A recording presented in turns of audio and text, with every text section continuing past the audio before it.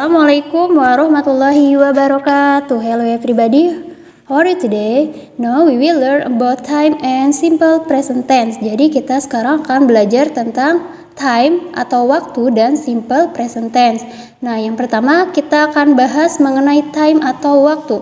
Di sini Ibu punya rumus dari ketika kita akan menuliskan waktu dalam bahasa Inggris. Nah, kalau misalnya jarum panjangnya ke angka 12, maka rumusnya adalah o'clock, seperti ini.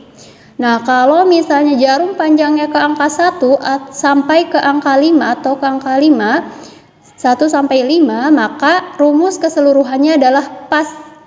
Nah, tapi kalau misalnya ke angka 1 dia ditulis dengan it is 5 past. Kenapa 5 past? Karena kalau misalnya ke angka 1, jarum panjangnya ke angka 1, maka dia lewat 5 menit. Jadi tuliskan 5 past seperti itu.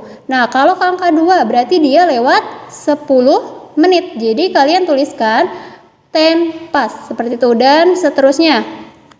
Kemudian kalau misalnya jarum panjangnya itu dia menunjukkan angka 6, maka rumusnya adalah half past. Nah, ini dia rumusnya half past.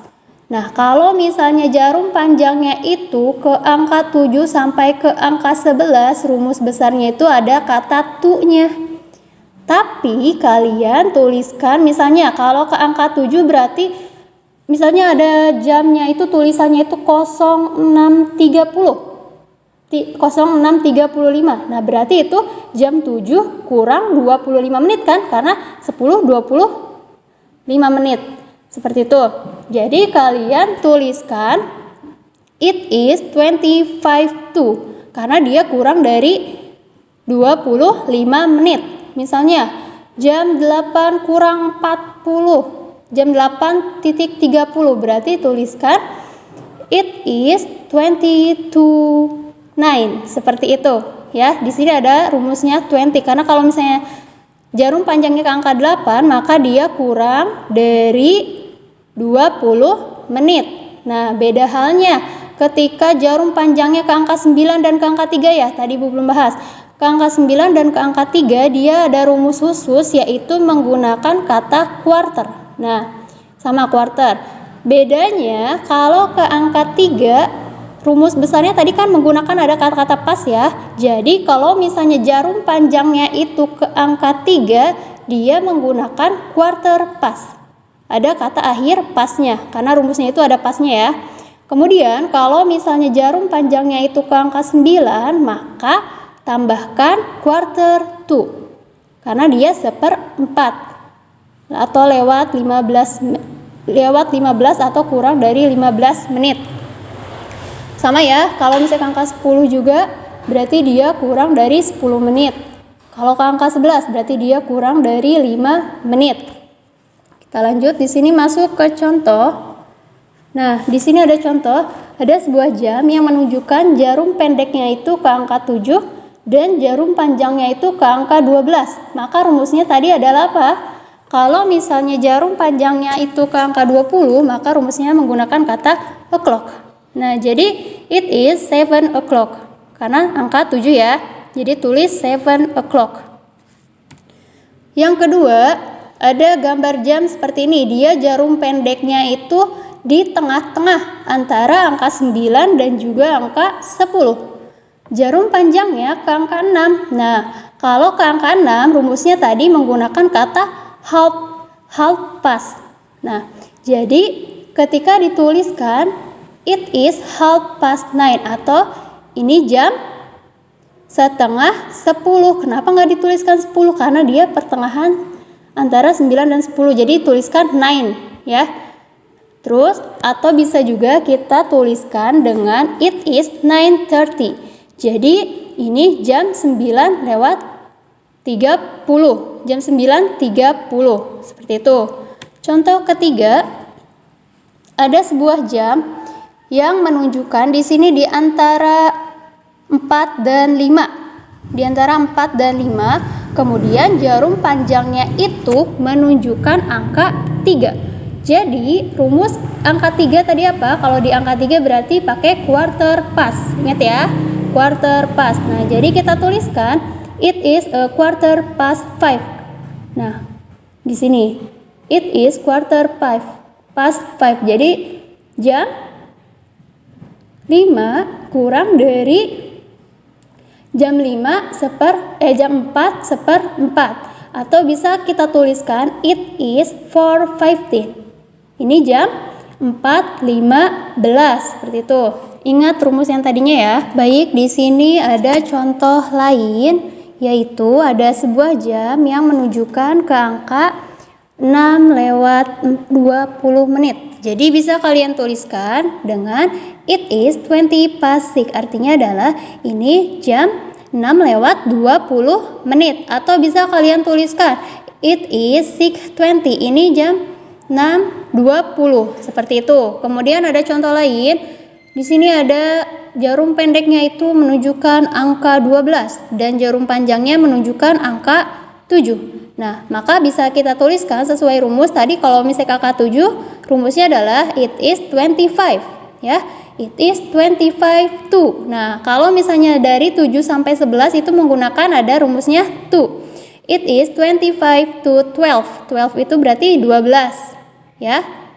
Jadi ini jam 12, jam 11, jam 11 35 menit. Contoh lain. Nah, di sini ada jarum pendeknya itu dia ke angka 7 dan jarum panjangnya ke angka 9. Maka bisa kita tuliskan rumusnya itu tadi, kalau misalnya ke angka 9 quarter ya, sama seperti angka 3. Yang membedakannya adalah to. Nah, kalau misalnya ke angka 3 dia pas. Kalau ke angka 9 maka dia menggunakan kata to. Jadi tuliskan a quarter to 8, bukan a quarter to 7, karena di sini jadi membacanya jam 7 atau jam 8 kurang dari 15 menit atau jam 8 kurang 1/4. Seperti itu. Intinya untuk menuliskan waktu kalian harus hafal rumus yang tadi. Dari angka 12 itu rumusnya berarti menggunakan a clock. Kalau dari 1 sampai ke angka 5 itu menggunakan kata pas. Tapi di angka 3 ketika jarum panjangnya itu mengarah ke angka 3, maka rumusnya adalah a quarter past. Ada quarter past karena rumus keseluruhan dari situ adalah pas. Kemudian dari angka 6 itu dia half past. Rumusnya itu half past, ada kata-kata half past. Dan kemudian di angka 7 sampai ke angka 11 rumus besarnya itu adalah to. Yang membedakan adalah di angka 9-nya. Sama seperti tadi di angka 3 dia menggunakan kata quarter. Tapi yang membedakan dari 3 adalah to. Nah, kalau ke angka 9 dia menggunakan quarter to. Kalau ke angka 3 dia quarter past. Seperti itu. Baik, kita lanjut ke bagian kedua, yaitu simple present tense. Nah, simple present tense ini mengungkapkan pernyataan sederhana yang menunjukkan kejadian yang terjadi saat ini, fakta dan kebiasaan. Kemudian, untuk membuat kalimat simple present tense menggunakan kata kerja dasar. Jadi menggunakan kata kerja yang atau verb 1. Kecuali untuk kata ganti orang ketiga menggunakan verb 1 atau ditambah s atau is. Nah, ini untuk rumusnya. Ketika subjeknya itu I, you, we, they. Ingat ya, subjeknya itu I, you, we, they. Maka verbnya itu menggunakan simple form atau simple yang dasarnya. Contohnya, I go. Nah, go ini berarti dia pergi ya. Kalau I itu subjeknya kan ini, maka dia menggunakan verbnya itu tidak berubah. Jadi verbnya itu dasarnya itu tidak berubah. Jadi I go, you go, we go, they go. Nah, beda halnya ketika subjeknya itu she, he, it atau kata orang ketiga, kata ganti orang ketiga she, he, it. Nah, kalau subjeknya itu she, he, it, maka dia menggunakan tambahan s atau is pada verbnya. Contohnya, tadi kan go.